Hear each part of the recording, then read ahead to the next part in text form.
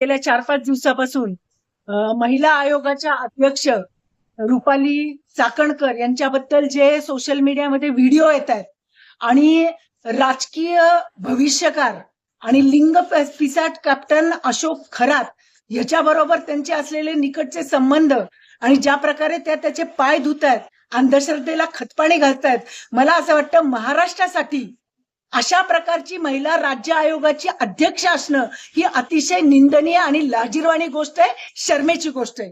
जो पुरोगामी महाराष्ट्र शिवाजी महाराज असतील, महात्मा फुले आंबेडकर शाहू यांच्या विचाराचा महाराष्ट्र आणि या महिला आयोगासाठी आम्ही महिला कार्यकर्त्यांनी, आमच्या आधीच्या पिढीच्या कार्यकर्त्यांनी प्रचंड संघर्ष करून हा 93ला महिला आयोग स्थापन झाला आणि त्या ठिकाणी इतक्या लो क्वालिटीची महिला बसत असेल तर ही लाजिरवाणी गोष्ट आहे.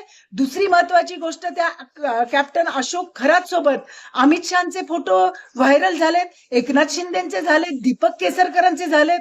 मला असं वाटतं याची चौकशी सर्वोच्च न्यायालयाच्या न्यायाधीशाच्या देखरेखीखाली न्यायालयीन चौकशी झाली पाहिजे.